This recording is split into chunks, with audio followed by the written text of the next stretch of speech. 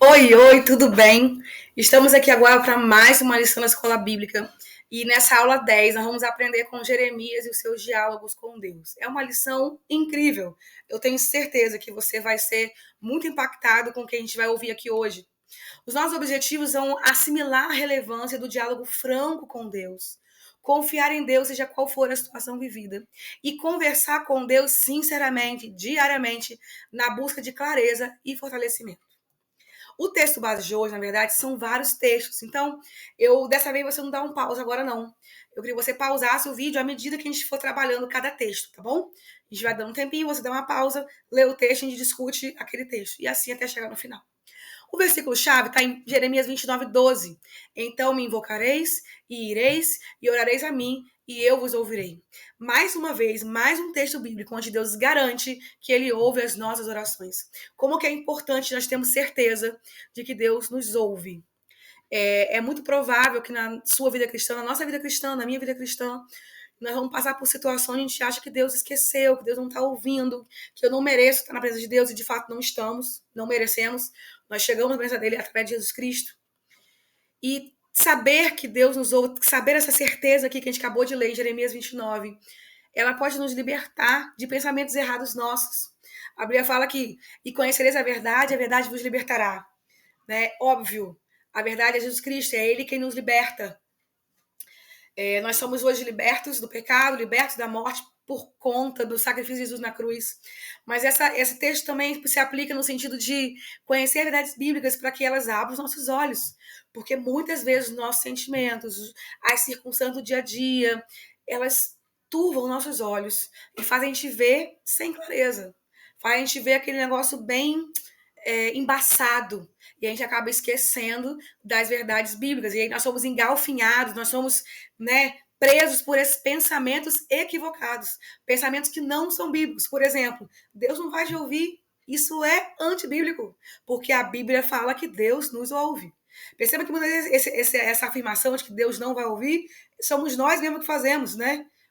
Nossa própria consciência fica assim, não, Deus não está me ouvindo, Deus esqueceu. E a Bíblia fala com clareza, mais uma vez aqui, eu vos ouvirei. Então, se a gente pudesse resumir a vida de Jeremias em algumas poucas palavras, com base na lição de hoje, a gente vai perceber que a vida toda de Jeremias foi um diálogo constante com Deus. A gente consegue entender a sua vida e seu ministério de maneira mais precisa quando a gente observa as suas orações e as respostas que ele recebeu de Deus. A gente vê em Jeremias inteiro, né, no livro de Jeremias inteiro, que o Senhor consolava, desafiava, corrigia, moldava, para que ele fosse cada vez mais útil na obra. E a gente vai aprender com Jeremias aqui hoje que a oração é uma via de mão dupla. Nós não só oramos e deixamos para lá, nós oramos e Deus responde. Então, essa é uma via de mão dupla e muitas vezes a resposta é um desafio para nos remodelar e para nos restaurar. Então, muitas vezes as nossas orações elas serão ouvidas e respondidas por Deus com um desafio, com um se apruma, menino, né? Ajeita a sua vida, conserta as suas coisas. Mas a resposta de Deus vem. A gente tem que estar pronto para ouvir também respostas desafiadoras de Deus. E aí nós vamos para a nossa primeira conversa. Primeiro diálogo de Jeremias e Deus. E aí está em Jeremias capítulo 1. Então agora eu queria que você desse uma pausa no vídeo, pegasse a sua Bíblia e lesse o capítulo 1 de Jeremias. Agora que você já leu o texto, a gente vai discutir um pouquinho, né? Primeiramente, Deus chama Jeremias.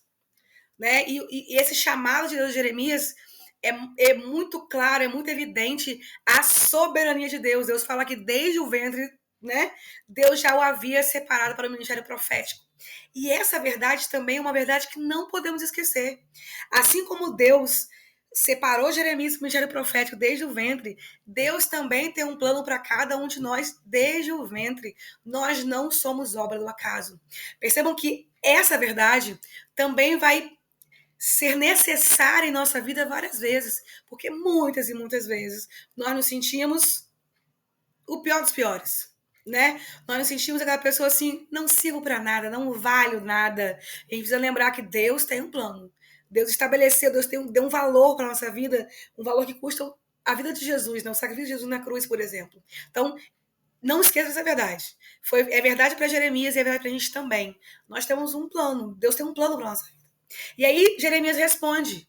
esse chamado de Deus, apresentando um impedimento para não aceitar.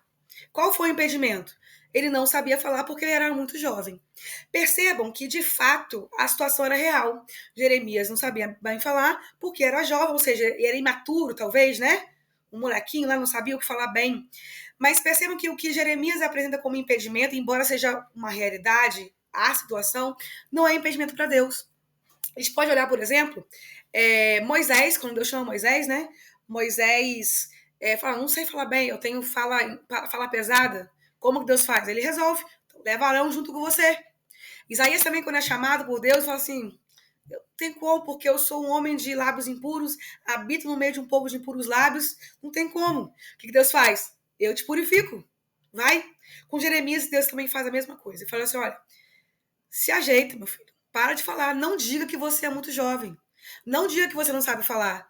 Porque você vai ser usado por mim e eu vou te proteger. Ou seja, a sua meninice, a sua idade, não vai ser motivo de você não falar, porque eu vou estar te protegendo. Eu vou estar validando o que você está falando. Na verdade, o texto diz o seguinte, eu vou colocar as minhas palavras na sua boca.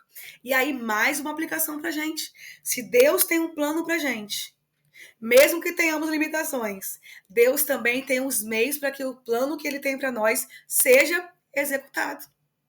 Deus responde para Jeremias, olha, você vai falar o que eu mandar você dizer. Da mesma forma para a gente. Não, eu não posso pegar isso, eu não posso fazer isso, porque eu não sei fazer isso. Se Deus está te chamando, ele vai te dar o meio pelo qual isso vai acontecer. Quando a gente olha para Maria no Novo Testamento, onde o anjo aparece e fala com ela que ela engravidaria, a dúvida dela, ela não foi uma dúvida de não acreditar. Ela assim, como que vai acontecer? Ela sabia que ia acontecer, mas como que isso vai acontecer se eu sou virgem? E o Gabriel, o anjo Gabriel, explica para ela como ia acontecer, por meio do Espírito Santo. Então, assim, quando Deus nos chama, ele dá as ferramentas, ele dá os recursos necessários, ele nos paramenta para realizar o seu propósito. E é muito bonito de ver isso em Jeremias, e também a verdade para nós, porque tudo que nós fazemos é pela glória de Deus, precisa reproduzir a própria palavra de Deus. Deus fala claramente, vou colocar as minhas palavras na sua boca. E ele está dizendo isso para você hoje também, para mim também hoje. Senhor, eu sou uma mãe muito ruim, eu não sei mais o que fazer, eu não levo jeito, eu desisto porque eu não sei educar meus filhos. Ouça Deus falando com você. Se aprume. Sou eu que mandei, eu não deixei você ser mãe? Então, eu vou colocar as palavras na sua boca. Eu vou te dizer como que você tem que agir. Agora, a nossa vida também tem que ser uma vida de diálogo constante com Deus. Para que a gente possa receber de Deus respostas assim como Jeremias recebeu.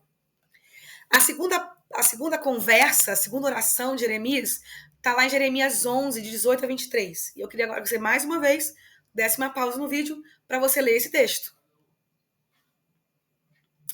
Nesse capítulo 11, Jeremias expõe com muita clareza, os seus sentimentos. Ele fala que estava sendo levado como um cordeiro manso para o matadouro. Ele sente que ele vai estar prestes a morrer, estão prestes a matá-lo. E da mesma forma, Deus também responde de maneira clara e direta para ele: eu vou castigar. Então, Jeremias é claro, direto, e fala com o seu o que está pensando, o que está sentindo, e Deus é muito claro com ele: eu vou castigar. E se Deus diz, está dito. Essa é uma verdade que a gente também não pode esquecer. Aquilo que Deus diz não volta atrás. Então, Deus falou para Jeremias: eu vou castigar. Jeremias podia ter certeza de que Deus iria fazer isso. Outra oração interessante de Jeremias é uma oração quando há dúvida. Isso está em Jeremias 12, Jeremias 15, perdão. Dá uma olhadinha lá em Jeremias 15, de 15 a 21. Nesse texto, Jeremias fica se queixando com Deus, que apesar dele ser tão fiel a Deus, de aceitar a palavra de Deus com totalidade, a perseguição e a angústia não paravam. Ele se sentia ainda angustiado e perseguido o tempo inteiro. Então, e aí ele é tão direto com Deus, tão franco. Deus falou assim: Senhor, o Senhor se tornou para mim como um riacho seco. Por que isso aconteceu? Por que os mananciais falham? Se eu podia, um tempo atrás, me sentir como uma árvore plantada, né, as águas, a corrente de águas, aquela árvore bem nutrida, bem abastecida de água, que não faltava nada. Mas por que agora o Senhor se tornou para mim como um riacho seco? Parece que Não está vendo o que está acontecendo? E aí Deus responde a Jeremias com franqueza total também. Deus é claro, claríssimo, em chamar a atenção de Jeremias. Fala assim, Jeremias, corrige-te. Ele fala assim no verso 19, corrija-se, lembre-se das minhas promessas e do serviço que você me deve. Se você se arrepender, eu restaurarei para que possa me servir. Se você disser palavras de valor e não indignas, será meu porta-voz. Jeremias, acorda para a vida. Você precisa se lembrar das minhas promessas e lembrar do dever que você tem para mim. Eu te chamei, você é profeta meu, então aprume sua vida e bola para frente. Então, assim, para de ficar só reclamando. Que história é essa, né? Então, se eu te chamei, eu te prometi cuidar de você, lá no capítulo 1, por favor, reconsidere o que você está falando aí, corrija suas palavras, você começa a falar palavras dignas e tá tudo certo. E aí, sim, eu continuo, vou usar você como meu porta-voz.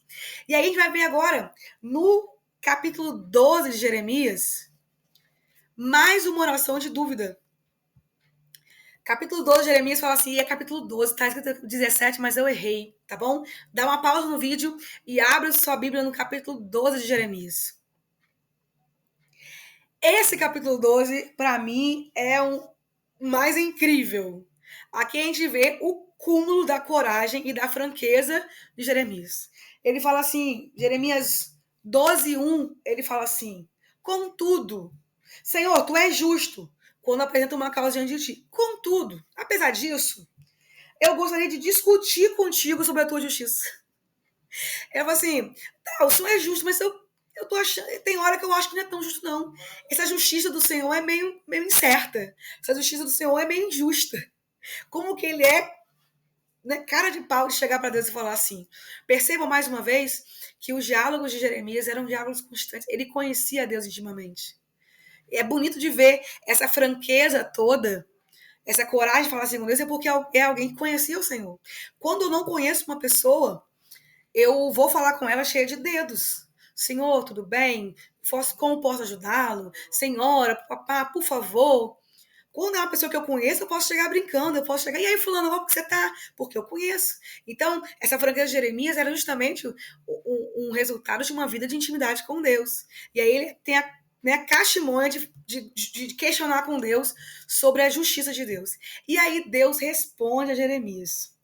Deus responde no versículo 5 e 6 de Jeremias 12, ele fala assim, se você tá achando que o negócio agora tá difícil, espera porque vai piorar. Percebe também como que Deus é franco com Jeremias também, né? E mais profundo ainda, lá a partir do versículo 7 de Jeremias 12, Deus abre o coração para Jeremias. Tipo assim, eu tô vendo o que tá acontecendo. Eu tô vendo que meu povo tá aí cativo. Eu sei o que tá acontecendo. Mas, né, o povo que era meu agora vive como se fosse um leão que se rebelou contra mim e grita comigo. Então percebam que Deus é claro, franco com Jeremias, abrindo os olhos de que as coisas podem piorar, porque o pecado está aí. Mas ele também, Deus mostra para Jeremias o que passava no seu próprio coração. A sua tristeza em ver o seu povo assim. E o povo estava vivendo por conta de desobediência. E aí no final de Jeremias, lá mais no final, Jeremias 33, nessa parte aqui, né, a gente percebe que é Deus que cuida da agenda. O tempo inteiro de Jeremias, a gente vê Jeremias buscando ao Senhor. E aqui em Jeremias 33, ele no pátio do templo lá, Deus fala assim, clama a mim. Tá na hora de você me orar, você orar, tá na hora de você falar comigo. Deus chama Jeremias para orar naquele momento. Isso acontece com a gente também. Está vivendo ali não sei o que, sentiu o negócio, vou parar para falar com Deus. E Deus às vezes é específico com a gente em algumas coisas. Peça por isso. Deus pediu para a gente orar pelos trabalhadores da seara. Tem alguns pedidos que Deus manda a gente pedir, né? Deus manda a gente falar. Deus manda a gente pedir pelo pão. Deus nos dá exemplos no Pai Nosso, por exemplo, de como orar. E é interessante que Deus também nos ensina. A gente fala com o Senhor e Deus vai nos orientando também quando orar, como orar, para quê, que pedidos. É interessante isso. E Deus fala assim em Jeremias 33, clama a mim, né? E eu vou te responder e eu vou te anunciar coisas grandes que você não sabe. Deus chama Jeremias para clamar a ele e promete a Jeremias ouvir e promete a Jeremias mostrar coisas que Jeremias ainda nem conhecia. E é assim que a gente termina a nossa lição de hoje. Gente de oração é gente que sabe que pode ser franco com o Senhor, podendo expor suas dúvidas e sentimentos mais profundos. Gente de oração é gente que entende que Deus não rejeita uma dúvida honesta. É gente que passa tempo conversando com Deus intimamente, disposto, inclusive, a receber respostas desafiadoras e que levam a um conserto. É gente que sabe que na presença de Deus, uma dúvida pode ser um degrau para uma fé ainda maior. E para terminar a mesma lição, eu queria compartilhar com você o Salmo 73. Aqui eu destaquei só o 17. No Salmo 73, o salmista está ali falando: Senhor, os ímpios prosperam, eu não aguento mais ver isso. É só dor no meu coração ao ver essas coisas. E aí no versículo 17 ele fala assim: até que entrei no santuário de Deus, então entendi o fim deles. O salmista está o tempo inteiro questionando por que acontece isso, mas no momento que ele entra no santuário de Deus, no momento que ele entra na presença de Deus, as coisas são esclarecidas. Tá com dúvida? Esclareça diretamente com o Senhor. Tá questionando algumas coisas? Busque o Senhor diretamente. Ele é o dono de todo conhecimento e sabedoria. Busque, entre no santuário de Deus, entre na presença de Deus, assim como o salmista, porque a partir daí, igual o salmista, até que entrei, você vai ter discernimento e você vai entender o que Deus está planejando.